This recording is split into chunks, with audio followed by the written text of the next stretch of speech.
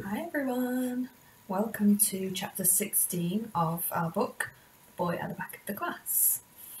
Chapter 16 is called The Royal Letter. It's brilliant! Genius! If that doesn't work, then nothing will.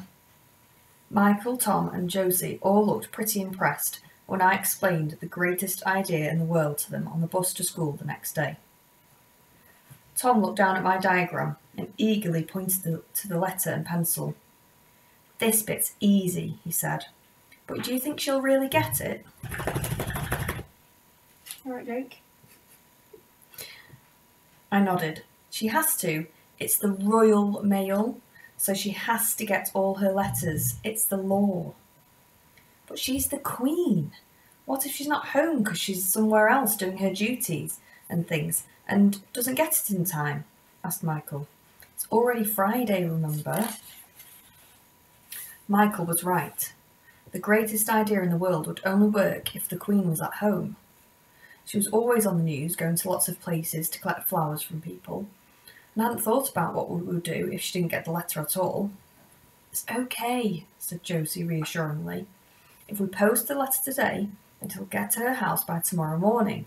Tomorrow's only Saturday, and the gates don't close until next Friday.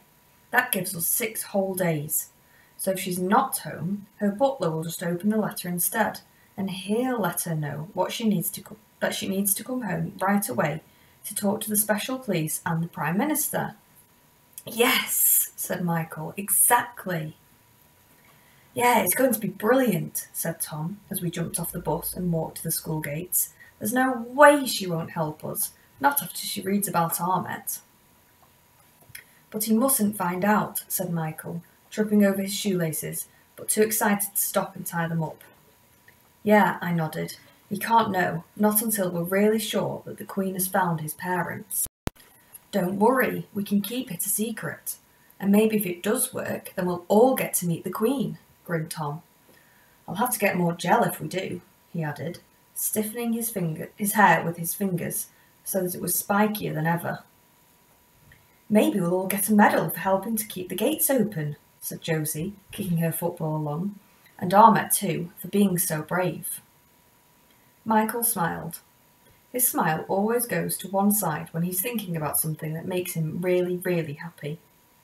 It must be because he's so happy that his mouth doesn't know which way to go. "Yeah," he nodded. "One of those star-shaped medals. And if we did get one, we could pin it to our jumpers every day. Or if it's on a ribbon, we could wear it around our necks," he said, touching the collar of his school jumper. I tried to imagine what it would be like to meet the Queen and be given a star-shaped medal, but the thought made my mind go blank and I couldn't imagine anything at all.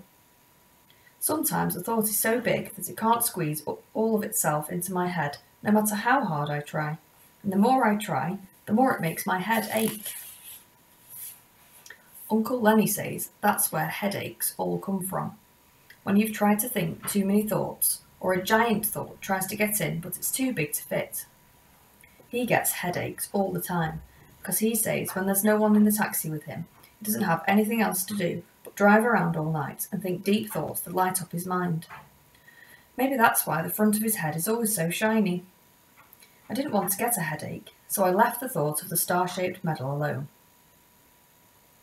All that day, whenever we knew Ahmet couldn't hear us, we talked about the greatest idea in the world, and all the ways the Queen might help him and his family too. Ahmet caught us whispering together in the playground though, and looked at us in a confused way. "What are you saying?" he asked, looking at all of us. "Nothing," said Michael nervously. "We're just talking about our homework," said Josie. "Big homework," I added, quickly crossing my fingers behind my back. "Your homework is small and easy, see? And ours is big and lots more." "Okay," Ahmet said slowly, but I didn't think he sounded like he believed us. After that, we all whispered an agreement not to speak about the plan until home time, which was when we planned to write the royal letter. But it seemed that the more excited we got about putting the greatest idea in the world into action, the longer it took for the day to pass. And that afternoon, felt like the longest afternoon any of us had ever had. I kept looking up at the classroom clock to see if its hands had moved, and I could see Tom and Michael and Josie doing the same thing. Then, finally, just as we were about to give up hope of them ever reaching 3:15, the school bell rang for home time, and Mrs. Carn said, "Right, everyone, off you go. See you all on Monday." We all hurriedly waved bye to Ahmet, and instead of going with him to meet his foster mum like we usually did, we ran to the bus stop just as fast as we could. There's a wall behind the bus stop just long enough to fit 5 people. After we all sat down, Josie gave me a piece of yellow paper she had taken from her class tray, and which was brand new. And Tom gave me his very best handwriting pen to use, and Michael gave me his workbook to lean on. He guessed we would have to miss 2 buses home, but it didn't matter. Not when we were trying to write the most royal letter any of us had ever written before. Everyone said I should write it because I was the best at spelling. I was pretty nervous, but Tom and Josie and Michael all helped me choose what to say, so in the end it wasn't as hard as I thought it was going to be. This is what the royal letter said. Oh, hi Ghost. Your Royal Majesty of the United Queendom of England. Please, Mrs. Majesty, there is a new boy in our class called Ahmet, and he's a refugee boy from Syria, where there is a war and lots of bullies throwing bombs and hurting people.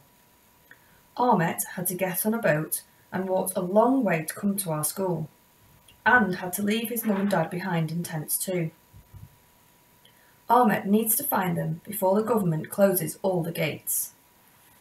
We thought, because you own the country and the police and the Prime Minister has to listen to you, that you could please ask your special police and the Prime Minister to keep all the gates open and help Ahmet find his family. We know the gates will close on Friday, so this is an emergency. You can find us at Nelson Primary School, and Mrs. Carn is our teacher, and Miss Hempsey is Ahmet's special teacher. Please let us know if you can help as soon as you get this letter. Love from me, 9 3/4, Tom, 9, Michael, 9 1/2, and Josie, 9 1/4. When we had finished, Michael held it up to the light and gave it a nod. I don't really know why people like holding things up to the light, but I guess it's because they want to see through them and make sure they're okay. I was glad, because even though my writing had gone wonky, everyone said it looked good. It was the longest letter I'd ever written in one go, and my hand felt sore. So I jumped off the wall and jiggled it about. In the distance, I could see the bus coming. "Have you got a new envelope to put it in, and stamps?" asked Tom anxiously as we got onto the bus.